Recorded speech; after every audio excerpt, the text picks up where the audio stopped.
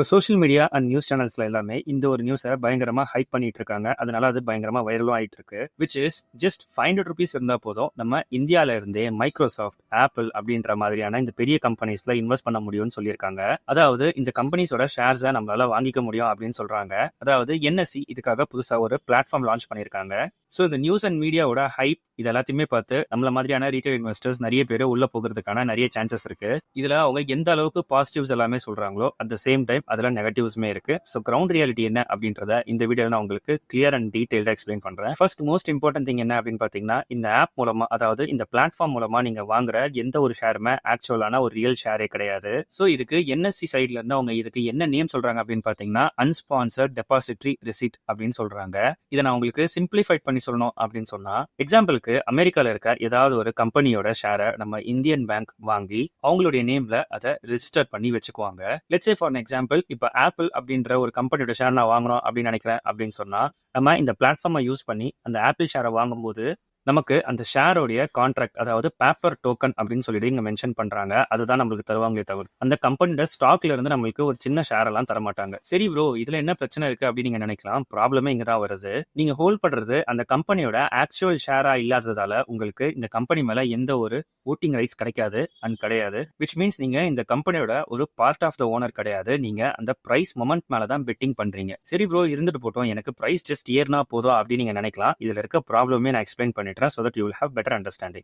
First, இந்த பேங்க்னு சொல்லப்படுற இந்த கஸ்டோடியன் அவர் நினைச்சாருன்னா இந்த ப்ரோக்ராமையே அவர் அப்சல்யூட்டா ஸ்டாப் பண்ணிடலாம். ஃபார் எக்ஸாம்பிள், மார்க்கெட் ஹெவியா கிராஷ் ஆகும்போது அவங்க இந்த ப்ரோக்ராம் க்ளோஸ் பண்றாங்க அப்படின்னு சொன்னா உங்களுடைய ஷேர் வந்து ஃபோர்ஸ்ஃபுல்லா செல் பண்ணுவாங்க. அட் நீங்க லாஸை புக் பண்ற மாதிரி இருக்கும். இதனால இன்னொரு ப்ராப்ளமே இருக்கு. நிறைய பேர் கிராஷ் அப்போ வந்துட்டு அக்யூமுலேட் பண்ண ட்ரை பண்ணுவாங்க. அதை உங்களால இதுல பண்ண முடியாது. இன்கேஸ் அவங்க க்ளோஸ் பண்ற மாதிரி இருந்தாங்க அப்படின்னு சொன்னா உங்களுக்கு இதுல கண்ட்ரோல் இருக்காது. அதுதான் நான் மீன் பண்றேன். செகண்ட், ஆப்பிள், டெஸ்லா மாதிரியான கம்பெனிஸ் ஸ்டாக் ஸ்பிளிட் அனௌன்ஸ் பண்றாங்கன்னு வச்சுக்கோங்க. உங்களுக்கு டைரக்டா அந்த எக்ஸ்ட்ரா ஷேர் வரதுல டிலே இருக்கலாம். ஆர் எல்ஸ் கஸ்டோடியன் சொல்லப்படுற அந்த பேங்க் அந்த எக்ஸ்ட்ரா ஷேரை வித்துட்டு உங்களுக்கு அதை கேஷாவும் கொடுக்கறதுக்கு வாய்ப்புகள் இருக்கு. அப்படி நடந்ததுன்னு சொன்னா தேவையில்லாம நீங்க 20% டாக்ஸ் பே பண்ற மாதிரி இருக்கும். ஆக்சுவலா ஒரு கம்பெனியோட ஓனரா இருக்கிறதுக்கும் அண்ட் அந்த கம்பெனியோட டோக்கனுக்கு நீங்க ஓனரா இருக்கிறதுக்கும் இதுதான் மேஜர் டிஃபரன்ஸ். ஸோ உங்களுக்கு பேசிக்கா ஓவராலா கண்ட்ரோல் இருக்காது அப்படின்றது தான் நான் சொல்ல வர்றது. ரெண்டாவது பெரிய பிரச்சனை என்ன அப்படின்னு பாத்தீங்கன்னா, லிக்விடிட்டி.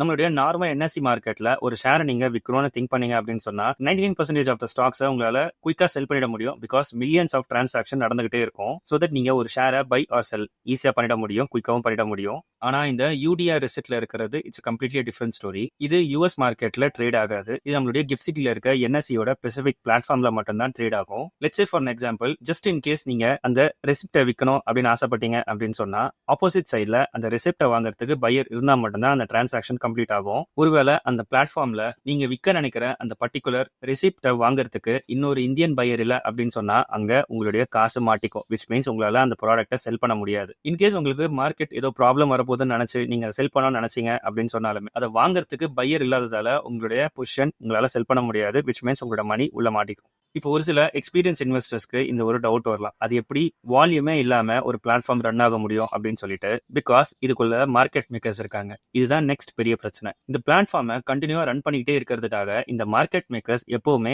பை அண்ட் செல் ஆர்டரை போட்டுக்கிட்டே இருப்பாங்க. அப்புறம் என்ன ப்ரோ இதுல எப்படி பிரச்சனை அப்படின்னு சொல்லி நீங்க நினைக்கலாம். அவங்க ஸ்ப்ரெட் அப்படின்ற இந்த ஆப்ஷன் மூலமா உங்களுடைய காசு எடுப்பாங்க. நீங்க நல்லா புரிஞ்சுக்கணும், இங்க எல்லாருமே பிசினஸ் தான் பண்றாங்க. It's nothing is free. இதை நான் உங்களுக்கு இன்னும் சிம்பிளிஃபைட் பண்ணி சொல்றேன். எக்ஸாம்பிளுக்கு, இப்போ யூஎஸ் மார்க்கெட்ல ஆப்பிளோட ஒரு ஷேர் வந்துட்டு $150 வச்சுக்கோங்க. அண்ட் நீங்க ஒரு ஆப்பிள் ஷேரை வாங்கணும்னு நினைச்சீங்க அப்படின்னு சொன்னா உங்களால 150க்கு வாங்க முடியாது. 150.5 அப்படின்ற அந்த எக்ஸ்ட்ரா கொடுத்து தான் வாங்குற மாதிரி இருக்கும். அண்ட் இதே மொமெண்ட்ல இன்னொருத்தர் அதே சேம் ஆப்பிள் ஷேரை விற்கணும்னு ஆசைப்படுறாருன்னு வச்சுக்கோங்களேன். அவரால் எக்ஸாக்டா 150.5 ஆர் 150 தான் விற்க முடியாது. 149.5 தான் அவரால் விற்க முடியும். அதாவது ஆக்சுவல் மார்க்கெட் பிரைஸை விட ஒன்னு நீங்க ஹையரா வாங்குவீங்க, இல்லைனா லோவரா தான் செல் பண்ணுவீங்க. ஸோ இந்த பிரைஸ் டிஃபரன்ஸ் இருக்கு இல்லையா, அதுதான் உங்களுடைய ப்ராஃபிட். ஸோ அன்னோயிங்லி நீங்க பிரீமியம் பிரைஸ் கொடுத்து வாங்கி கம்மியான விலைக்கு விற்கிறீங்க. அண்ட் இதுல இருக்க இன்னொரு பெரிய பிரச்சனை என்ன அப்படின்னு பாத்தீங்கன்னா, நம்மளோட இந்தியன் கரன்சியை நீங்க யூஎஸ்டி, அதாவது டாலரா மாத்தி தான் இன்வெஸ்டே பண்ண முடியும். ஸோ அந்த கன்வர்ஷனுக்குமே நீங்க ஒரு ஃபீ பே பண்ணுவீங்க, விச் இஸ் 0.5 to 1.5%. அண்ட் இந்த சார்ஜ் நீங்க வாங்கும் போது ஒரு வாட்டி அண்ட் செல் பண்ணும் போது ஒரு வாட்டின்னு சொல்லிட்டு 2 தடவை அப்ளிகபிள் ஆகும். இது கூடவே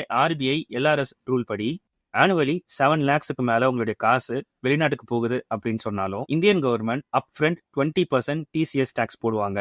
அண்ட் இந்த டாக்ஸ் மணியை நீங்க இயர் எண்ட்ல ஐடிஆர் ஃபைல் பண்ணி தான் திரும்ப கிளைம் பண்ண முடியும். அதான் கிளைம் பண்ண முடியும்ல ப்ரோ, அப்புறம் எப்படி இது பிரச்சனையாகும் நீங்க நினைக்கலாம். ப்ராப்ளம் என்ன அப்படின்னு பாத்தீங்கன்னா, உங்களுடைய ஒர்க்கிங் கேபிட்டல் 20% கவர்மெண்ட் கிட்ட இனிஷியலாவே பிளாக் ஆகுது. அண்ட் ஃபிஃப்த் பாயிண்ட், இதுதான் ரொம்பவே ஒரு மேஜரான ப்ராப்ளமா நான் பாக்குறது. In case one of the US கம்பெனில நீங்க இன்வெஸ்ட் பண்ணதுல இருந்து உங்களுக்கு டிவிடெண்ட் கொடுக்குறாங்கன்னு வச்சுக்கோங்க. யூஎஸ் கவர்மெண்ட் ஃபாரின் இன்வெஸ்டர் அப்படின்னு சொல்லிட்டு உங்களுக்கு வர வேண்டிய அந்த டிவிடெண்ட்ல 25% ஃபர்ஸ்டே கட் பண்ணிடுவாங்க.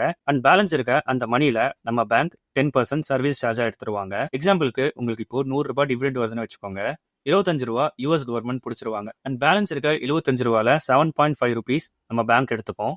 அண்ட் ஃபைனலாக உங்ககிட்ட ₹67.5 தான் கிடைக்கும். விச் மீன்ஸ் 33% உங்களுக்கு டிடக்ஷன் ஆகுது. இப்போ உங்களுக்கு கிளியரா புரிஞ்சிருக்கும் இதுல நிறைய ப்ராப்ளம்ஸ் இருக்கு. அதே நல்லா ரிமெம்பர் பண்ணிக்கோங்க. நான் உங்களை வாங்குங்க, வித்துருங்க, பண்ணுங்க, பண்ணாதீங்கன்னு சொல்ல வரல. நான் என்ன மீன் பண்றேன் அப்படின்னா, இதுல இருக்கிற ப்ராப்ளம்ஸ் என்ன அப்படின்றத நீங்க தெரிஞ்சுக்கிட்டு அதுக்கப்புறமா நீங்க டிசைட் பண்ணுங்க அப்படின்றதான் என்னுடைய ஹோல் இன்டென்ஷன். இதுல முழுக்க முழுக்க லாபம் நமக்கு இருக்கிற மாதிரி தெரியல, ஸ்மார்ட் மணிக்கு இருக்கிற மாதிரி தான் எனக்கு தெரியுது. நீங்க ஆக்சுவலாவே யூஎஸ் மார்க்கெட்ல இன்வெஸ்ட் பண்ணி உங்களோட போர்ட்ஃபோலியோவை டைவர்சிஃபைட் பண்ணணும்னு நினைக்கிறீங்க அப்படின்னு சொன்னா there are several options and one of the most widely used option என்ன அப்படின்னு பாத்தீங்கன்னா international mutual funds and ETFs. And இதுலயுமே பாத்தீங்கன்னா உங்களுக்கு நிறைய அட்வான்டேஜஸ் இருக்கு. அகைன் இதுல டிஸ்அட்வான்டேஜஸ் இருக்கு. பட் கம்பேர்ட் டு அட்வான்டேஜஸ் இதுல நிறைய இருக்கு. எக்ஸாம்பிளுக்கு நம்ம இந்தியன் கரன்சிலேயே நீங்க இதுல இன்வெஸ்ட் பண்ணிக்கலாம். ஸோ தட் உங்களுக்கு அந்த ஃபாரெக்ஸ் அப்படின்ற அந்த சார்ஜ் வராது. செகண்ட், இந்த 20% அப்ஃப்ரண்ட் சார்ஜ் பிடிக்க மாட்டாங்க. ஹை லிக்விடிட்டி இருக்கும். அது மட்டும் இல்லாம நீங்க as low as ₹100 இருந்தே உங்களுடைய இன்வெஸ்ட்மெண்ட்டை நீங்க ஸ்டார்ட் பண்ணிக்கலாம். ஸோ இப்போ உங்களுக்கு ஒரு கிளியர் ஐடியா நான் கொடுத்துட்டேன் அப்படின்னு நான் நினைக்கிறேன். பிகாஸ் சோஷியல் மீடியால இது எப்படி வைரல் பண்றாங்க அப்படின்னு பாத்தீங்கன்னா, ₹500 இருந்தாலே போதும் உங்களால ஆப்பிள், மைக்ரோசாஃப்ட் அப்படின்ற மாதிரியான யூஎஸ் கம்பெனில இன்வெஸ்ட் பண்ணலாம் அப்படின்னு சொல்லி தான் இதை அவங்க பிச் பண்றாங்க. ஸோ விவரம் தெரியாதவங்க உள்ள போய் மாட்டிக்கிறதுக்கான சான்சஸ் இருக்கு. ஸோ நம்ம சப்ஸ்கிரைபர் அண்ட் ஃபாலோவர்ஸை இது மூலமா நான் இப்போ கைட் பண்ணிட்டேன். நீங்க உங்களோட ஃப்ரெண்ட்ஸ் சர்க்கிள்ஸ் அண்ட் ஃபேமிலி சர்க்கிள்ஸ்க்கு இந்த வீடியோ ஷேர் பண்ணி அவங்களுக்கு நீங்க அவேர்னஸ் கிரியேட் பண்ணுங்க. இப்போ நான் எக்ஸ்பிளைன் பண்ணதுக்கு அப்புறமா உங்களுடைய தாட்ஸ் இதை பத்தி என்னவா இருக்கு அப்படின்றத கமெண்ட்ல சொல்லுங்க. I would like to